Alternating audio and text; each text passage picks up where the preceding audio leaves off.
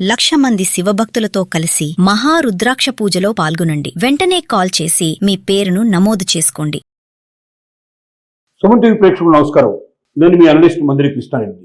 Nandu's world మారుమోగిపోతుంది. ప్రపంచం అంతా ఎంత నష్టపోయింది, ఎంతమంది విక్టిమ్స్ ఉన్నారు, ఎంత డబ్బును కోల్పోయారు, ఎన్ని రకాల వేషాలు వేశారు, ఎన్ని రకాల మోసాలు చేశారు, ప్రజలను ఎలా నమ్మించారు అనేటువంటిది విచిత్రంగా వినబడుతోంది.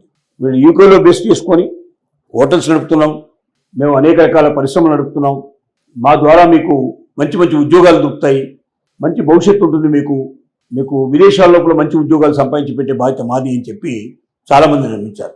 ఒక వ్యక్తిము ఒక లేడీ మాట్లాడుతూ పేరు చెప్పడానికి ఇష్టపడలేదు, తను చూపించడం కూడా ఇష్టపడకుండా ఇంటర్వ్యూ లోపల పాల్గొంది. అలా ఇంటర్వ్యూలో పాల్గొన్న ఆ యువతి ఇండియాలో ఉంది. హస్బెండ్ అండ్ వైఫ్ వాళ్ళ హార్డ్ కోర్ మనీ చాలా కష్టపడి సంపాదించుకున్నారు. ముందుగా 3,000 రూపాయలు ఒక జాబ్ కోసం కట్టమని చెప్పారు. వాళ్ళు కట్టారు.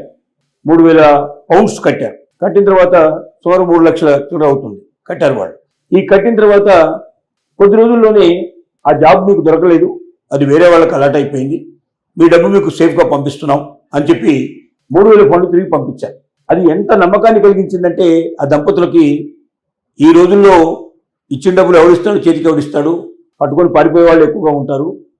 ఇలాంటి పరిస్థితుల్లో ఇంత మంచి వ్యక్తులు ఉన్నారా, ఇంత మంచి కుటుంబం ఉందా, ఇంత మంచి నందూస్ వరల్డ్ ఉందా, ఎంత బంగారు కుటుంబం, ఎంత మంచి వాళ్ళు, 3,000 పౌండ్స్ సుమారుగా 3 లక్షల రూపాయలు మనకు కట్టిన డబ్బుల్ని తిరిగి వెనక్కి పంపించారని ఎంత సంతోషపడ్డారు, ఎంతో నమ్మకాన్ని పెంచుకున్నారు, ఎంతో విశ్వాసాన్ని పెంచుకున్నారు.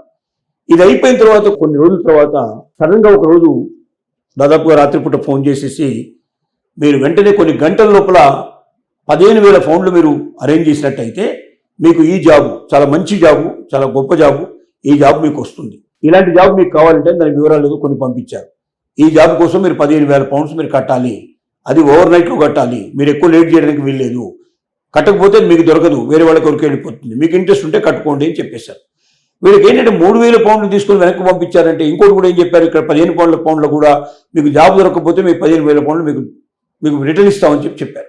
15,000 పౌండ్లు అంటే సుమారుగా 15 లక్షల రూపాయలు, 15.5 లక్షలు, 15 లక్షల కన్నా మించే. ఇంత 15,000 పౌండ్లని ఒకేసారి కట్టాలంటే చాలా కష్టం. వాళ్ళు ఎన్నో చెప్పారు, మిమ్మల్ని నమ్ముకున్నాం, మీ 3,000 పౌండ్లు వెనక్కి ఇచ్చారు కాబట్టి మీ మీద ఒక నమ్మకం, మాకు విశ్వాసం ఏర్పడింది, మా దగ్గర డబ్బు లేదు, మా బంగారాన్ని కుదవబెడుతున్నాం, మేము బ్యాంకుల లోపల బంగారాన్ని కుదవబెట్టి డబ్బులు తెస్తున్నాం, మా దగ్గర ఉన్నదంతా అయిపోతుంది, మీరు ఇంటర్వ్యూలో జాబ్ ఇవ్వకపోయినా లేకపోతే మా డబ్బులు మాకు వాపసు ఇవ్వకపోయినా మా జీవితం నాశనం అయిపోతుందని చెప్తే మీరు అలాంటి భయపడాల్సిన అవసరం ఏమీ లేదు, మేము ఉన్నాము ఇక్కడ, 15,000 పౌండ్లు పంపించమన్నా. ఈ 15,000 పౌండ్లు ఎవరికి, వాడికి డైరెక్ట్గా పంపిస్తున్నట్టు కాకుండా ఏదో కారు కొనడానికో, ఏదో ప్రాపర్టీ కొనడానికో, దానికో దీనికో ఏదో అడ్వాన్స్గా ఇచ్చినట్టుగా చూపించమని వాళ్ళు రకరకాల కథలు చెప్పారు. ఎందుకంటే ఇలా చెప్తే మీరు డైరెక్ట్గా ఇచ్చినట్టయితే ఇది బయటపడితే ఉద్యోగం దొరకడం కష్టం అవుతుంది, మా ద్వారా వచ్చిన ఉద్యోగం కాబట్టి మేము లంచం తీసుకున్నట్టుగా వాళ్ళకి ఇచ్చినట్టుగా తెలుస్తుంది, ఇలా తెలిస్తే మీ కెరీర్ నాశనం అవుతుంది, వాళ్ళ కెరీర్ నాశనం అవుతుందని చెప్పి రకరకాల భయపెట్టారు. వీళ్ళు నమ్మారు, పూర్తిగా నమ్మారు. 3,000 పౌండ్లు ఎప్పుడైతే వెనక్కు పంపించారో అప్పుడు వాళ్ళ మీద ఎంత విశ్వాసం పెంచుకున్నారంటే అంత విశ్వాసం పెంచుకున్నారు. 15,000 పౌండ్లు కట్టేశారు. ఆ తర్వాత అక్కడి నుంచి జవాబు లేదు. ఎప్పుడైనా ఫోన్ చేస్తే ఫోన్ లోపల అడ్డదిడ్డంగా మాట్లాడటం, వాళ్ళకి కట్టేశాం, మాకు రూపాయి రాలేదు, మమ్మల్ని ఏం చేయమంటారు, మాకు వస్తే మేము కడతాం, మాకు రానప్పుడు మేము ఎలా కడతాం అంటూ కొన్నాళ్ళు అయిన తర్వాత జవాబు ఇవ్వడం కూడా మానేసే పరిస్థితి ఏర్పడింది. వీళ్ళ దగ్గర కట్టినట్టుగా ఆదాయం దేనికి కట్టారు, దేనికో ఏదో కంపెనీకి పంపించినట్టుగా ఉంది తప్ప వీళ్ళకి కట్టినట్టుగా లేదు. డైరెక్ట్గా నందూస్ వరల్డ్కి అది రావట్లేదు, ఇంకేదో పేరుతో పోతుంది, ప్రైవేట్ పేరుతో పోతుంది. ఆ తీసుకున్న వ్యక్తి ఎవరో తెలియదు, తీసుకున్న కంపెనీ ఎవరో తెలియదు, వాళ్ళ మీద ఎలా ప్రొసీడ్ కావాలో తెలియదు. చివరికి తలబట్టుకునే పరిస్థితి ఏర్పడింది, అంతా నష్టపోయే పరిస్థితి ఏర్పడింది. ఇది ఒక్క వ్యక్తి కాదు, ఇలాంటి వ్యక్తులు 100ల మీద పెద్ద సంఖ్యలో ఉన్నారు. దేశమంతా, ప్రపంచమంతా అన్ని దేశాలు తిరిగితే ఇది వేల సంఖ్యలో ఉండొచ్చామని కూడా అనుమానాలు వస్తున్నాయి. అంటే ఎన్ని కోట్ల రూపాయలు ఈ రకంగా వసూలు చేశారు, ఎంతమందికి వాళ్ళు బాధ కలిగిస్తున్నారో, ఎంతమంది దగ్గర ఉన్న డబ్బులు లాగేసుకున్నారో, వాళ్ళు రకరకాల కథలు చెప్పి రకరకాల నమ్మకాలు కలిగించి ప్రజల్ని విశ్వాసపాత్రలు చేసి భార్యాభర్తలు, ఆ కుటుంబం అంతా కూడా ప్రజల్ని దోపిడీ చేయడం జరిగింది. ఇంతమంది ఉసురు పోసుకొని, ఇంతమందిని బాధ పెట్టి, ఇంతమందిని కష్టపెట్టి వీళ్ళ డబ్బులు దోచుకొని వాళ్ళు ఆనందంగా సంతోషంగా గడపాలనుకున్నారు. ఇంతకన్నా చీటింగ్ ఏముంటుంది ప్రపంచం లోపల? ఇతరులను మోసం చేయడంలో వాళ్ళు సిద్ధస్తులైనారు. ముఖ్యంగా ఫారిన్ కల్చర్ మీద మనకున్న నమ్మకం, ఫారిన్ ఉద్యోగాల మీద మనకున్న క్రేజీ, అది వాళ్ళు ఎవరు ఏమిటి, మన వాళ్ళు తెలుగు వాళ్ళు కాస్త 4 వీడియోలు వేయంగానే వాళ్ళకి సంబంధించిన హోటల్ బిజినెస్, వాళ్ళకి సంబంధించినటువంటి రియల్ ఎస్టేట్ బిజినెస్, రకరకాల బిజినెస్ చూపించగానే ఇన్ని బిజినెస్లు ఉన్నాయి, వీళ్ళు ఫారిన్లో ఉన్నా కూడా మనకు తెలుగు వాళ్ళు మంచి వాళ్ళు అనే ఒక అభిప్రాయాన్ని ఏర్పరచుకొని తొందరగా నమ్మేసి ఫారిన్ ఉద్యోగం దొరుకుతుందనే ఉద్దేశంతో ఉన్నదంతా ఊడ్చేసుకొని మరి ఒక్కరే కాదు వందల సంఖ్యలో ఉన్నారు. ఇది ఇంకా గట్టిగా పరిశీలిస్తే వేల సంఖ్యలో వచ్చే అవకాశాలు ఉన్నాయి. అంటే కోటాను కోట్ల రూపాయలు ప్రజల దగ్గర నుంచి మోసం చేశారు, వసూలు చేశారు. ఆ డబ్బంతా వాళ్ళు సొంతానికి వాడుకున్నారు, మరి సొంతంగా ఆస్తులు కొనుక్కున్నారు, లేకపోతే ఇంకే రకంగా స్థిరపడరు. ఎక్కడ డబ్బు తీసుకున్నట్టుగా ఆనవాళ్లు కనబడకుండా, వాళ్ళ మీద కేసు రాకుండా మధ్యవర్తులు ఎవరో పెట్టి చిన్న చిన్న మొత్తాల్లో దాన్ని అంతా డివైడ్ చేసి వేరు వేరే అకౌంట్లకు వెళ్ళి ఆ అకౌంట్ నుంచి మళ్ళీ వేరే అకౌంట్లకు చేంజ్ చేసుకొని వాళ్ళ దగ్గర నుంచి వీళ్ళు క్యాష్ తీసుకొని ఆ రకంగా ఖర్చు పెట్టుకునే ప్రయత్నం చేశారు. ఏదేమైనప్పటికీ చాలా తెలివైన మోసం, చాలా ఇంటలెక్చువల్స్ చేసే మోసం. ఇలాంటి మోసానికి ట్రాప్లకు ఇండియన్స్ చాలా ఎక్కువ పడిపోతున్నారు. కారణం ఏంటంటే ఆశ, ఇంకా ఏదో గొప్పగా సాధించాలని, ఇంకా ఏదో కొత్తగా రావాలని, విదేశాల్లో ఉద్యోగాలు రావాలని, లక్షలు సంపాదించాలని, కోట్లు సంపాదించాలని, ఉన్న లక్షలు పోగొట్టుకునే ప్రయత్నం చేస్తున్నారు. ఉన్న బిగ్గరగా తయారవుతున్నారు. తర్వాత ఎవరి మీద కేసీఆర్ కూడా తెలియని పరిస్థితిలో ఉన్నారు. ఇలాంటి ఒక అధ్వాన పరిస్థితికి దాన్ని తీసుకొచ్చారు. ఇవాళ పోలీసులు వెళ్ళి అక్కడ ఎంక్వైరీ చేయాలన్నా, ఇంకొక ఏజెన్సీ వెళ్ళి ఎంక్వైరీ చేయాలన్నా వాళ్ళ పేరు మీద ఏమీ లేవు. వాళ్ళు మధ్యవర్తులుగానే ఉన్నారు, మీడియేటర్స్గా ఉన్నారు. డబ్బులు ఎవరెవరి అకౌంట్లోకి వెళ్ళిపోయాయి. ఆ అకౌంట్ నుంచి ఎక్కడెక్కడో తిరిగి వాళ్ళ అకౌంట్లోకి వచ్చాయి. ఇవి ఎక్కడికి వెళ్ళాయి, ఎక్కడికి తిరిగాయి, ఎలా వెళ్ళింది, వాళ్ళ చేతికి డైరెక్ట్గా వాళ్ళ అకౌంట్లోకి రాలేదు. వేరే వాళ్ళ అకౌంట్లో అక్కడ ఉండే బంగారు వ్యాపారులు లేదా ఇంకో రకమైన వ్యాపారుల దగ్గరికి అకౌంట్ వెళ్తే వాళ్ళ దగ్గర నుంచి బంగారం తీసుకోవడం, లేకపోతే వాళ్ళ దగ్గర నుంచి వీళ్ళు క్యాష్ తీసుకోవడం ఏదో జరిగింది. అంటే ఎక్కడా వీళ్ళ పేరు బయటపడకుండా, ఎక్కడా వీళ్ళకి మీద కేసు రాకుండా అంత జాగ్రత్తలు తీసుకొని నందూస్ వాళ్ళు ప్రజల్ని మోసం చేసింది. ఇలాంటి ప్రపంచాలు చాలా ఉన్నాయి. చాలా రకాల మోసాలకు తెరదీస్తారు, రకరకాలుగా చీటింగ్ చేస్తారు.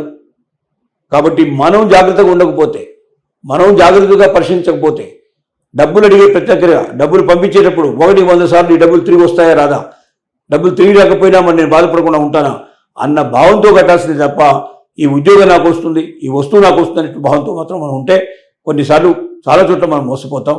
తెలిసిన వాళ్ళ ద్వారా ఎవరైనా గ్యారంటీ ఇచ్చే పద్ధతిలో ఉంటే, వాళ్ళు మనకు తెలిసి ఉంటే, వాళ్ళకు మనకు ఒక అగ్రిమెంట్కి అయ్యి మనం ఏదైనా డబ్బు చేతికి ఇస్తే ఆ డబ్బు తిరిగి మనకు వచ్చేట్టుగా మనం చూసుకోవాలి తప్ప ఎవరో నమ్మకం తెలియకుండా, ముక్కు మొహం తెలియకుండా ఆన్లైన్లో చెప్పారని ఉద్యోగం ఇస్తారని, బంగారం ఇస్తారని, ఇంకో వస్తువు ఇస్తారని, ఇంకోటి జరుగుతుందని ఇలా రకరకాల కారణాల చేత వాళ్ళు డబ్బులు కట్టి ఆ డబ్బులు తిరిగి రాక మోసపోతూ బాధపడుతూ జీవితంలో విచారిస్తున్న వాళ్ళు చాలామంది ఉన్నారు. నందూస్ వరల్డ్ ఇలాగ ప్రజల యొక్క బలహీనతను ఆసరా చేసుకుంది. వాళ్ళకి తెలుస్తూ వాళ్ళు ఇండియాలో చాలా కాలం ఉండి వాళ్ళు అక్కడికి వెళ్ళారు.